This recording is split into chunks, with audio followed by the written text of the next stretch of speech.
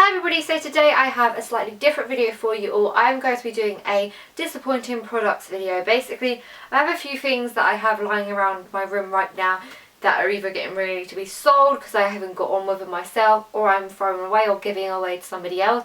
And I thought, you know what, I would do a disappointing products video because I've never done one and I don't get disappointed with products that easily. So I thought, why not do one today? And some things are a little bit more higher end and some things are fairly budget, and it's a mixture of makeup, hair care and fake tan. So I'm going to get straight into it. So I'm going to start off with the small items, and that's like the hair care and the fake tan. The first thing is the Touch of Silver Intensive Keratin Treatment Shots. This is basically meant to intensive rescue and repair for damaged hair. I have used this now. I've used one, as you can see, and I haven't really been going, oh, I need to go for and reach the next one, because I just found it didn't do anything to my hair. Basically what you do is you pop it into a pot and then you put an equal measure of water in the pot and you mix it together and then you put it on your hair. It's basically kind of like a hair treatment, and I just found that it did make my hair feel softer. It didn't really do much to my hair, and I just think it's a little bit of a waste of money for what it is. You could just go buy like coconut oil or a hair mask from somewhere else and just use that instead of these. A hand cream, which I don't really use hand cream that much, and I just find that I can't be bothered to use it. But I was actually given this one day when I was actually out with Dion. Basically Burt's Bees came by. He was like, oh, do you want a hand cream? We was like, yeah, sure, why not? And this is the Burt's Bees Thoroughly Therapeutic Honey and Grapeseed Oil Hand Cream. I hate this stuff, like with a passion. Like for me, I love Burt's Bees, have used it for years. Love their lip balms back in the day. I just can't get on with this. I can't get on with the smell. It smells really awful and it's really cheap smelling, and I found that it was really sticky and it didn't sink into the hands nicely. You just sat there constantly rubbing your hands, and I don't like that with a hand cream. I like to be able to put it in, it's dry, gone, done, and not wait there for ages for it to basically sink in. And I just thought to myself, I would never repurchase this again. Like, I didn't buy it, but I wouldn't go out and buy it. And it's kind of like things, I love Burt's Bees, it's just this hand cream isn't that great. Something I used to love, and I've actually got a whole tube of it because I used to love it so much. I was on the hunt for it for such a long time to buy it because it was one of my favourite cheaper alternatives for a wash off tan, and it's just so easy to apply. Basically it's the Instant Body Tan by St. Moritz, and what this is basically a gel tan that you apply and it just gives you that instant colour. It says it's water resistant, it isn't. None of these are water resistant no matter what they say. It's a bit like splash resistant and that's it. But it's so hard to find like a budget alternative to this. You've got Rimmel, but Rimmel comes in a smaller tube. It's about 3 times the price of this when you go to certain shops, and I love it, but I just find that I use so much of it so quickly. So I've hunted this down, managed to find it, and I'm just so disappointed with it. I used it before, absolutely loved it, and then when I ran out I never went and got it again. I feel like maybe they've either changed the formula of it or it's just not as good as I thought it was back in the day, and I'm just so disappointed with it. It's in the medium matte shade, and I used to love it so much. It was one of my things that if I was going to go out and wear a skirt and I didn't have time to fake tan, these would be like my on the go things because they're so quick and easy to do. But yeah, I just say stick to the Rimmel one, spend that little bit extra, or wait when it goes in like the sale and goes like a little bit cheaper and buy loads of them. But I just don't think the St. Moritz one is any good. Now on to makeup, and quite surprisingly I have a lot of makeup here. I'm going to start off with lip products because I actually have 2, and they're both similar things. They are matte lip creams. They are from the drugstore. They are very fairly budget matte lip creams. I haven't tried any high-end matte lip creams just yet, but I will be soon. The first one is the MUA Luxe London Edition. These are basically like a slightly dearer version of MUA, and this is in the shade Reckless. I don't know if I had a bad batch of this or what, because every time I go on the website these are normally sold out, but this was just awful. Just such a bad lip cream, and I haven't tried that many amazing matte lip creams before trying this one, but this one I put it on and literally my lips got stuck together. I was like this the whole entire time, going trying to pull my lips apart because it was so drying, and like it just kept getting really tacky at points. It was a weird thing. It would be drying your lips but it was tacky at the same time, so it's like it's tacky but getting your lips caught together, but it was drying, and I just didn't find it that great, and it was a right old bitch to remove. I had like red all around my mouth trying to remove this, and I feel like you can buy so many better matte lip creams on the high street now, and like LA Girls and stuff like that are so much better, and you can get them now on Beauty Bay, and I just don't recommend this one. And then another one is something by a brand that I actually really like buying from. I've actually just done a video about them, and it is the Makeup Revolution line, and this is their Salvation Velvet Lacquer. I think they've brought out a newer version of these since bringing this one out, but I don't know if it, okay, this is me being a bit biased, I think, because it's the shade, it's not really the product.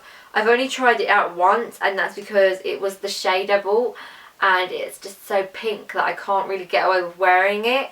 When I bought it, it was kind of like winter time, and I don't know why I bought it, but I will give this a go again in the summer, and it's in the shade What I Believe. I don't know if like the formulation was that bad or anything, I just think it's maybe the colour isn't really for me.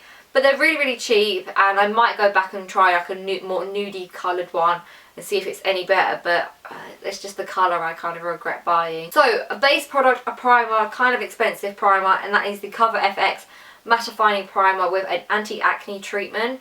I picked this up quite a while ago when I did a Sephora order, and I got the small bottle because I didn't know how I would like it. I had a bit of spots back then as well, quite a few spots, and I thought, oh yeah, that'll be good. This is so drying. You put it on, it feels all nice and smooth, but then when you go to put makeup on underneath it, you get all this like dry crackling around your face. Your makeup just doesn't sit very well compared to other moisture like primers. So yeah, not the best primer ever. I definitely think there's so many other better primers out there. The Rimmel one is so much better. It may not treat acne, but I just don't think that this is worth it. I'd rather have nice moisturised skin and a spot than have really dry skin and no spots. Another primer, I really am fussy with primers, and this is the Professional Primer by Benefit. A lot of people talk about this, so many people love it, and I just never got on with it. I find it was one of those things that it was very silicone-y, or it was like you put it on, it was so smooth that it felt like you could push it off with your fingers as well. It weren't like, it didn't sink in and sit there nicely, it kind of just sat there, and I didn't find it minimised pores or anything like that. I just don't think it is that great of a product for me. A foundation which I thought I'd love, and that is the Makeup Forever Matte Velvet Plus Foundation. I bought this and I loved it for a while, and I've dropped it, but I loved it for a while basically, and it was really nice. I just think I got the wrong shade. I got the shade 2, and yes, it does match me, but realistically I don't want to look that pale in winter, and I fake tan in winter, and I find that it can be a little bit too drying on my skin sometimes, and I feel like I can just get away with using like dewy foundations and mattifying them down with powder instead of using a matte foundation. Another high-end product, and that is the MAC blusher. This is like old packaging, so you know this has been around for quite a while, and this is the Arzelia Blossom blush, and it's their blush ombre one. I hunted high and low for this for such a long time that I really wanted it, and I ended up managing to find it on the website. They had like a clearance version of it on the website years ago, and I bought it, loved it for a little while, but I just find it doesn't give off that much colour payment. Like, you'll swirl your brush around and brush it on your cheeks and it just does nothing. There's like nothing there. And for MAC, I find that quite sad that this is like a really poorly pigmented like blusher, whereas I have blushes that cost £2 that are like so much more pigmented than this, and I think this cost me like 20. I have an eyeliner for you all, something that quite a lot of people go on about, and that is the L'Oreal Superline range, and those people say it's amazing, and this is the So Couture one, and it's just basically a felt tip pen. I can't get on with it for some reason. I use the like little stick one where you like you're painting, it's got a tiny little nib of a brush, and that's what I used to do my liquid eyeliner at the moment. This, I always feel like one eyeliner looks good and the other one looks like a big old blob, and I just, no matter how much I use it, I can never get it to like look great. You can't get like a nice defined line with it. It goes a little bit too blobby and like patchy, and like, or you'll go like that and you'll get like a bit of a fine line, then you'll go a bit wrong and everything like that, and I just don't think it's that great. There's so many better like eyeliners out there. And the last thing I have is an actual tool, and that is basically the Primark Beauty Blender, and this was about £1.50. My friend Hannah went on about it quite a bit, and I thought, do you know what, I'll try it. And this is before I bought the original Beauty Blender, and I wet it it did not expand. It literally expanded next to nothing, no matter how much I wetted it. And then when I put it on my skin, I kind of felt like it was just dragging my makeup off. It weren't actually doing anything for my makeup. So it's pretty clean because I've used it once and that is it. I just don't think I can get on with it. I'm so glad it was only £1.50. But if you're thinking about buying this one instead of, like, say, the Real Techniques one or anything like that, don't do it. The Real Techniques one is so much better than this, and so is the original Beauty Blender. This is just so stiff and dense that I kind of feel like probably need to up their game on the old sponges, because none of their sponges expand. So that was my products I regret buying video. If you did enjoy it, please let me know and give it a thumbs up if you did. Let me know also down below what products you regret buying, whether they're high end, low end, or you just didn't get on with them. Please let me know, because I always like to hear what you guys have to say. And I will catch you all in my next video. Bye!